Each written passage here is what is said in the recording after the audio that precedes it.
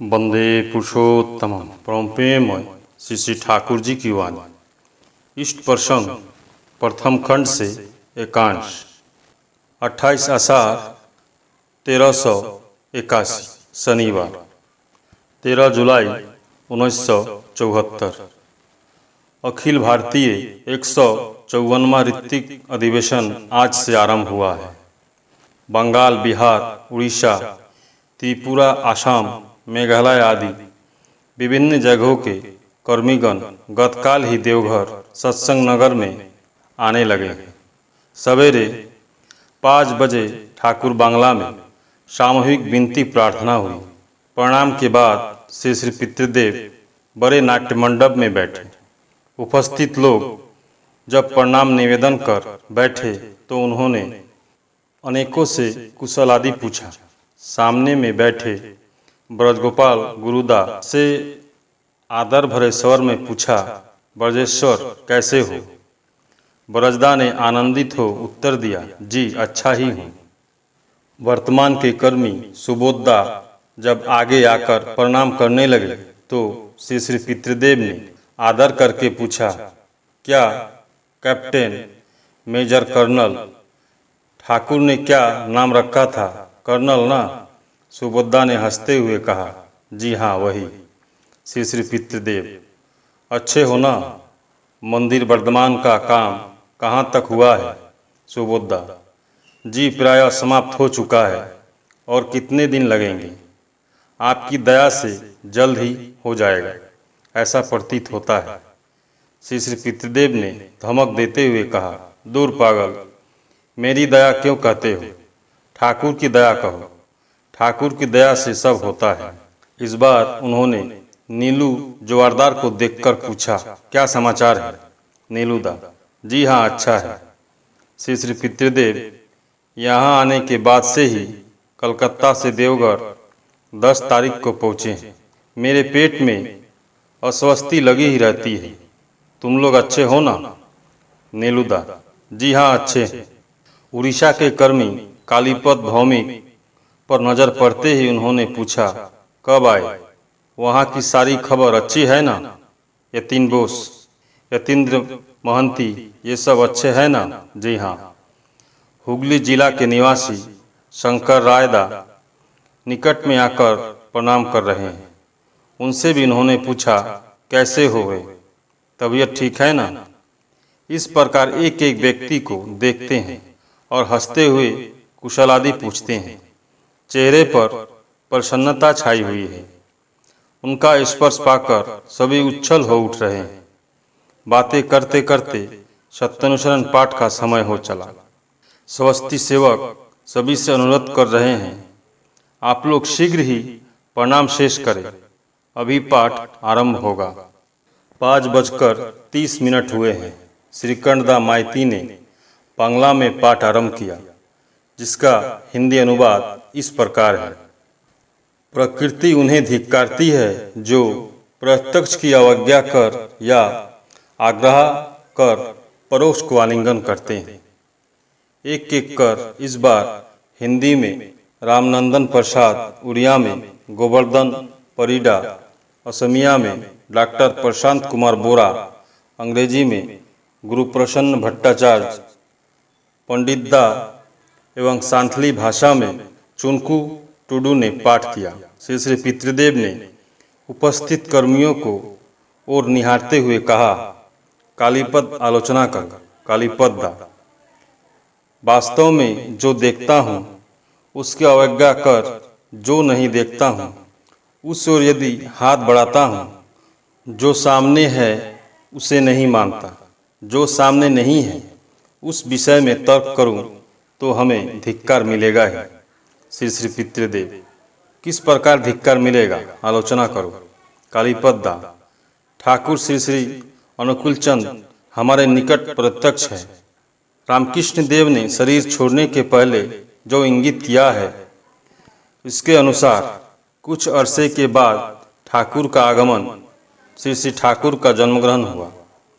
ठाकुर की ऐहिक लीला को देखते हुए हमें यह समझने में कठिनाई नहीं हुई कि ठाकुर रामकृष्ण देव ही पुनः ठाकुर अनुकूल चंद्र होकर आए हैं। यदि वर्तमान को नहीं पकड़े वे ही जो ये हैं, वह बोध यदि नहीं आए तो कुछ नहीं हुआ। रामकृष्ण देव को ही नहीं माना, फलस्वरूप जीवन में धिक्कार ही मिलेगा। श्री श्री पितृदेव, उस तरह नहीं सोचना चाहिए। वे ही जो ये है वैसा नहीं सोचना चाहिए, बल्कि वही ये है ऐसा सोचना। इष्ट में ही सब अनुष्ट होकर है, इसीलिए उनको मानना क्या है, सभी को मानना है। यह तो समझा, किंतु प्रकृति का धिक्कार कैसे होगा। कालीपद दा को चुपचाप देखकर विनोद दा ने कहना आरंभ किया, ठाकुर ही परमहंस के रूप में थे, इसलिए अभी हम उनको ही मानेंगे जो हमारे निकट वर्तमान है।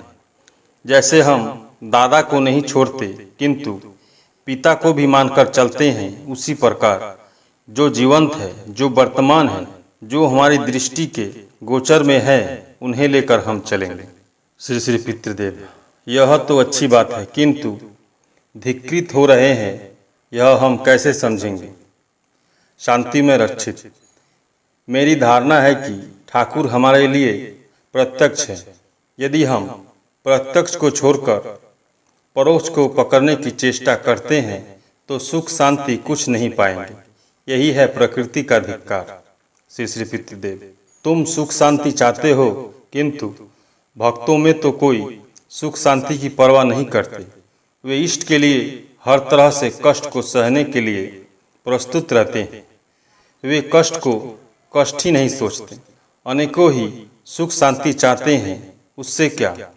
हमारे जीवन का उद्देश्य क्या है। जीवन का उद्देश्य है ईश्वर लाभ। उनको लाभ करने के लिए जो जो करनीय है उसके लिए प्रस्तुत रहना होगा। क्षितिज दा, वर्तमान महापुरुष जो आते हैं उनकी दीक्षा लिए बिना ठीक तरह से चलना संभव नहीं है। सुना है रामकृष्ण देव के एक भक्त ने अपनी बहन का प्रतिलोम विवाह कर दिया। श्री श्री पितृदेव ऐसी असंगत बातें सुनकर विरक्त हुए और बोले, तो उससे क्या हुआ। क्षितिज दा, रामकृष्ण देव ने तो शुभ विवाह के विषय में कुछ कहा नहीं है। रामकृष्ण देव के वह भक्त यदि ठाकुर के दीक्षित होते तो उनका प्रतिलोम विवाह नहीं होता। श्री श्री पितृदेव विरक्ति के स्वर में, ऐसी बात सुनना मैं बिल्कुल पसंद नहीं करता। ऐसी बात अच्छी नहीं है। विवाह के विषय में पहले ही कहा गया है।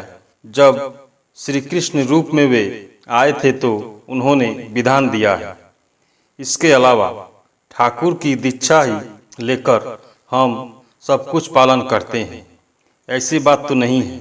असली बात है निष्ठा सहित उनका अनुशासनवाद मानकर चलना। विनोदा ने सविनय कहा, वरदा मैं कुछ कहूँगा। श्री श्री पितृदेव, हाँ बोलो। विनोदा, माँ का स्तनपान किए बिना यदि कोई शिशु आमूल पीकर बड़ा होता है तो उसका स्वास्थ्य अच्छा नहीं होता है। प्रत्यक्ष को छोड़कर परोक्ष को धरने से ऐसा ही होता है। श्री श्री पितृदेव, किंतु बहुधा माँ के दूध की अपेक्षा अमूल पीना ही शिशु के लिए अधिक उपकारी होता है।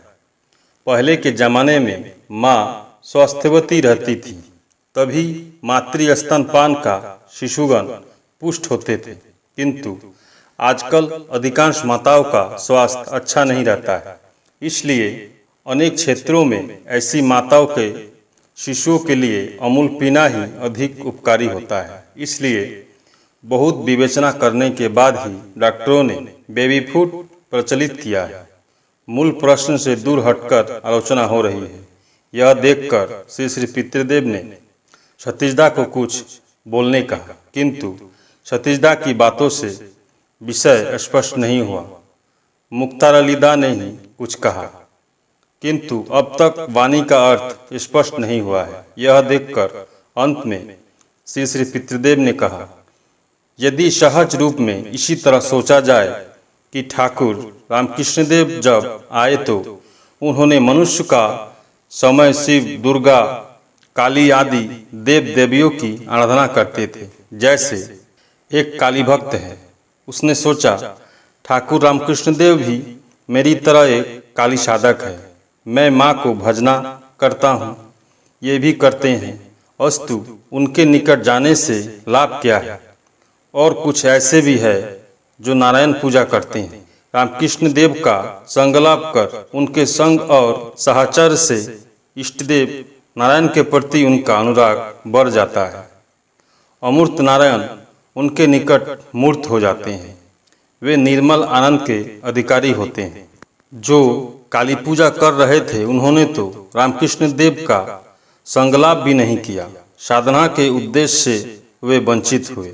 बाद में आंखों के सामने उन्होंने देखा कि जिन्होंने ठाकुर रामकृष्ण देव का संग किया है वे मनुष्य बन गए हैं। उस समय वह सोचने लगे, मेरा कुछ भी नहीं हुआ।